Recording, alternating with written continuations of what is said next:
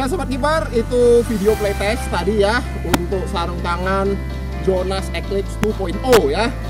Kita bisa lihat saya di sini ditemanin bro terbaik saya, Irzal ya. Bisa dilihat link Instagramnya, masih single, siapa tahu masih berminat bisa langsung ke Instagramnya atau DM saya jadi maklar, nggak masalah ya Irzal. Ya, itu saja, sampai jumpa di studio. Oke Sobat Kiper, itu tadi video playtestnya ya. Kita bisa perhatikan tadi dari beberapa kesempatan. Menurut saya performance dari Jonas Eclipse Beast 2.0 ini sangat mengejutkan ya. Mengejutkannya baik dalam hal baik maupun juga dalam hal buruk ya.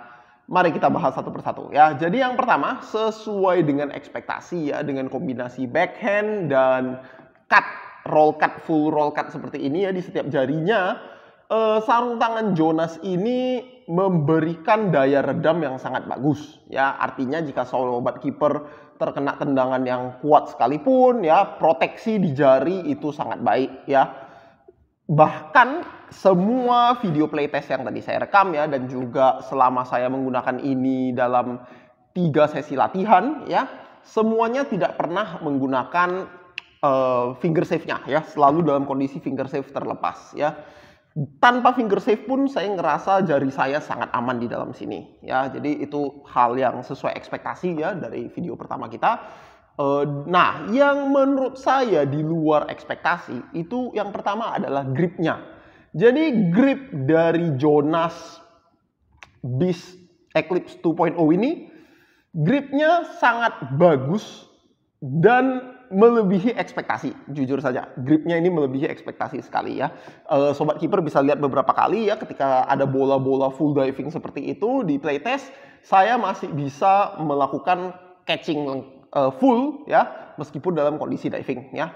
Biasanya kalau saya menggunakan sarung tangan yang tidak terlalu lengket ya, tentu saja catching seperti itu bakal lebih sulit ya. Biasanya bakal lepas atau mau tidak mau saya harus ngeperi bolanya, ngetepis bolanya ke samping saja ya. Tapi sarung tangan Jonas ini gripnya ternyata melebihi ekspektasi ya. Bahkan saya boleh ngomong dibandingkan dengan sarung tangan mid grade di kisaran 300-an ribu, masih kalah dikit, tapi kalahnya tidak sejauh itu ya. Jadi performance grip relatif terhadap harganya itu jauh. Oke. Nah, yang mengagetkan yang kedua ya, itu ternyata adalah durability-nya ya. Ini kita bisa lihat saya menggunakannya dalam 3 sesi latihan ya. Emang 3 sesi latihan itu yang seperti saya selalu katakan selalu lebih intens dibandingkan sesi permainan atau pertandingan. Saya tidak pernah menggunakan ini untuk pertandingan karena jujur saja saya punya glove yang lebih bagus, jadi saya tidak menggunakannya untuk bertanding ya. Nah, di sini kita bisa lihat, nah ada bekas-bekas sompelan yang cukup besar baik di jari kiri maupun yang di bagian kanan ya. Nah, di sini seperti yang saya selalu katakan, di abrasi atau terkopek seperti ini, terkelupas seperti ini di bagian ujung jari itu adalah hal yang sangat wajar sebenarnya ya. Karena titik abrasi glove itu pasti dimulai dari ujung jari ya.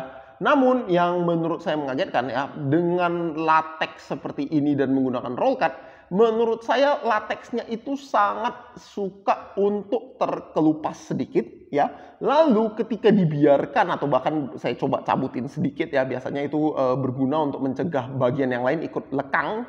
Nah, dalam kondisi demikian pun latexnya masih mengelupas dengan cepat ya. Jadi jujur saja ini saya expect sarung tangan yang akan sangat bagus, sangat cocok untuk jadi sarung tangan latihan. Kenapa? Murah, grip pas-pasan, dan durability bagus. Itu idealnya sarung tangan latihan seperti itu. Namun ternyata yang kita dapat adalah sarung tangan yang harganya murah ya, relatif ke sarung tangan yang lain. Gripnya ternyata lebih bagus daripada ekspektasi. Namun durability latexnya ya seperti yang bisa kita lihat, menurut saya karena gampang terkopek seperti itu, bahkan tidak lebih awet daripada sarung tangan mid grade pada umumnya ya. Jika sobat kiper menggunakan sarung tangan mid grade yang dengan tepat, dalam artian tidak diving lalu terus lonjor di rumput atau di pasir ya, amit-amit itu lebih parah lagi. abrasinya itu biasanya setelah 3 kali sesi latihan pun tidak akan seperti ini ya. Jadi menurut saya durability-nya di bawah ekspektasi saya ya untuk Jonas Eclipse Beast 2.0 ini ya. Nah, lalu satu hal lagi yang ini tidak kasat mata, tapi terasa ketika saya menggunakannya dalam 2 sesi latihan terakhir, karena 2 sesi latihan terakhir itu menurut saya lebih intens ya. Sarung tangan ini setelah Sobat Keeper menggunakannya dalam sesi latihan, mungkin setelah setengah jam ke atas gitu ya, sarung tangannya ini akan terasa tidak nyaman. Kenapa? Karena keringat yang muncul di jari, ujung-ujung jari dan telapak tangan Sobat Keeper itu tidak ada tempat untuk disalurkan ya, alias tidak ada pergantian udara ataupun bagian yang menyerap keringat dengan baik, sehingga rasanya itu akan terasa sangat pengap. Dan tadi ya, ini saya syuting setelah permainan ini ya, setelah latihan tadi ya, tangan saya itu bahkan berkeriput lumayan banget gitu ya. Nah, kenapa ya? Karena basah banget, pengap banget rasanya di dalam setelah digunakan lebih dari setengah jam ya. Apalagi dalam sesi latihan pasti lebih aktif daripada sesi bertanding ya, gitu. Nah, jadi kalau saya mau mereview sarung tangan ini ya, saya bakal ngomong ini saya meralat, ini bukan sarung tangan yang sebegitu bagus untuk sarung tangan latihan ya. Namun jika Sobat Keeper adalah seorang keeper yang mungkin karena keterbatasan dana atau mungkin cuma sekedar pengen ada sarung tangan kedua gitu ya, yang bisa digunakan untuk bermain dan juga tidak ada masalah dengan performance, nah sarung tangan ini bisa menjadi pilihan ya. Atau jika Sobat Keeper juga kiper pemula ya, terutama kalau misalnya masih di kiper level SSB atau yang barusan mau menekunin sepak bola, nah menurut saya ini juga sarung tangan yang cocok untuk kebutuhan tersebut. Kenapa? Harganya relatif murah, 265.000 ya, dan bahkan di beberapa reseller mungkin Sobat Keeper bisa mendapatkan diskon lebih, artinya harganya bisa lebih murah. Fitur security safety-nya itu sangat bagus, yang artinya jika Sobat Keeper adalah kiper pemula sekalipun dan menerima tendangan yang keras, nah rasanya itu tidak akan terasa sakit ya. Dan ada juga finger safe ya untuk menghindari cedera untuk kiper pemula ya.